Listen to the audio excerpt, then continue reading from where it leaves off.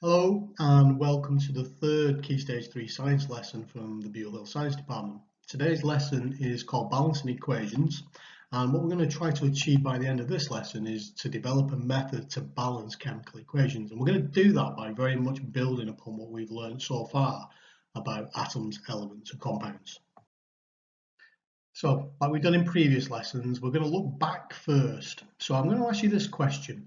The question says, what does this label from a bottle of water tell you about the water? Okay, so what I'd like you to do is just pause the screen for a second and write down your answer, and then we'll come back and then discuss it.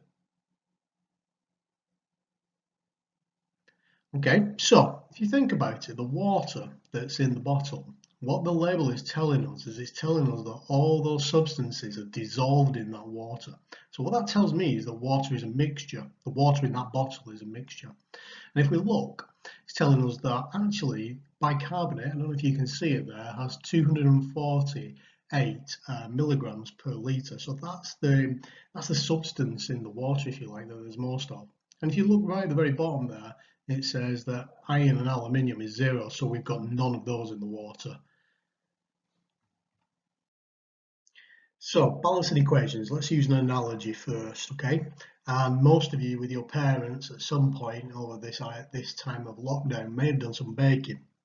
And one thing I learned from having my son at a very young age is the recipe for 12 fairy cakes. I learned it off by heart, and I know that it's 2 eggs, and I would need 4 ounces of flour and 4 ounces of sugar and 4 ounces of butter. And if I mix those ingredients together and put them in a bowl and then eventually spoon them out, I've got enough for 12 fairy cakes. So let me ask you this. If I only wanted to make 6, what would I do? Well, I'd half it, wouldn't I? I'd have 1 egg and I'd have 2 ounces of flour, sugar and butter. And if my son came to me and said, Dad, I want 24 fairy cakes, well then I'd have to double, wouldn't I, to 4 eggs, 8 ounces of flour, sugar and butter. And if you understand that you have to change the ingredients and the kind of the quantity that you've got of them, that's all the balancing equations is. And if you understand it, we're going to get off in the right foot. Okay, so balancing equations is a difficult concept, if I'm being honest with you. And I don't want you to stress if it doesn't come naturally to you straight away. You work away at it, follow this method, and you'll hopefully get there in the end. So I've got a chemical equation on the screen at the moment, and it says Mg plus O2, and then there's an arrow, and that means makes. It makes MgO. Okay, so if you think about what we've got first, yeah, on the left-hand side of the screen, we've got our reactants. Now, reactants are like the ingredients. That would be the flour, the sugar, the butter, etc.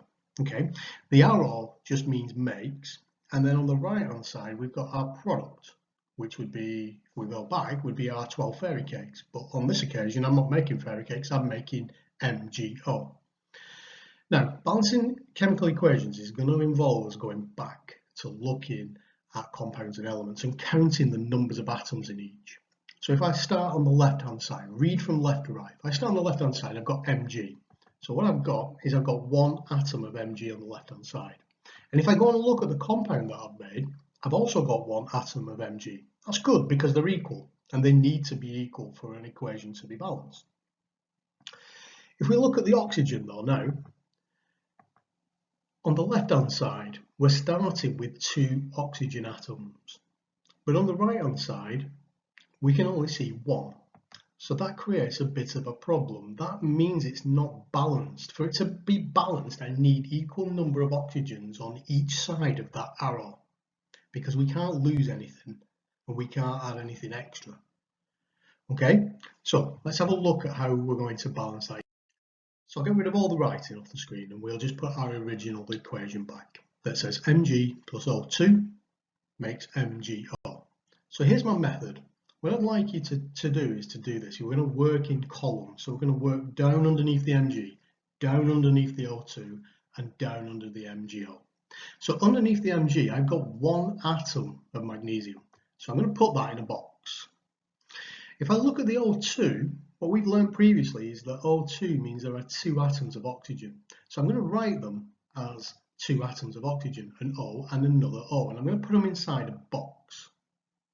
And then if we go to the right hand side of the arrow, we've got MgO. So I've got one magnesium and one oxygen, and I'm going to keep them together inside that box. So if we look at that, on the left hand side, like we've done previously, we've got 1 mg, we've got 2 oxygens, and on the right hand side, I've got 1 mg and 1 oxygen. So to balance it, I need another oxygen, but I can't just put another oxygen in there. I've got to put the whole MgO because that's what it says inside the box. So I'm going to write MgO again. Now, if we look at it now, on the left hand side of the equation, I've got 1 mg and I've got 2 oxygens, and on the right hand side, I've got 2 mgs and I've got 2 oxygens. So now I've solved the problem on the oxygens because I've actually got 2 of them, but I've created another problem. I've added an extra magnesium.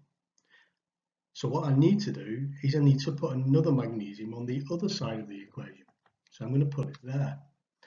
And if we look at that now, that equation is balanced. It makes sense because I've got 2 magnesiums on the left, 2 oxygens on the left, and I've got 2 magnesiums and 2 oxygens on the right. So what you do to balance it now is this. You physically write down the number of times you've rolled the thing inside the box. So I've got 2 mgs inside the box. I'm going to write a 2 in front of the mg. I've only got one box for the oxygen, so I'm just going to put a 1 there. And I've got 2 MgOs, one inside the first box and one inside the second. So I've got 2 lots of that too. So I'm going to put a 2 there. And that's my equation balanced. Think back to the fairy cakes. 2 eggs, 4 ounces of sugar, 4 ounces of flour, 4 ounces of butter, arrow makes 12 fairy cakes. Well, in this equation, 2 magnesiums and 1 lot of oxygen makes 2 lots of MgO. If we go through it one more time with a different equation. So this equation is Li plus O2 makes Li2O. So we'll use the box method one more time. So the first box that we're going to write down is Li inside a box. Then we're going to write the 2 oxygens inside that box. And we're going to write on that side Li, LiO. Now the reason it's Li, LiO is because it says Li2O. 2 Li's, which are inside the box, and the single oxygen. Okay, so on the left hand side I've got 1 Li and I've got 2 oxygens and I've got 2 Li's and 1 oxygen, so it's a bit of a mess. So what I'm going to do is I'm actually going to put the Li, LiO down first again. Okay, and what that does is that now means I've got 2 oxygens on the right hand side of the arrow. Yeah, and that now balances the 2 oxygens on the left hand side of the arrow. But I've created that problem, haven't I, with the Li's. So let's just have a look. On the right hand side I've got Li, Li, and then in the second box I've got Li, Li, so I've got 4 of them. And on the left hand side I've only got 1. So I actually need to make that up to 4. So I would put another 3 lots of Li down. And now it's balanced because I've got equal number of each atom on each side of the equation.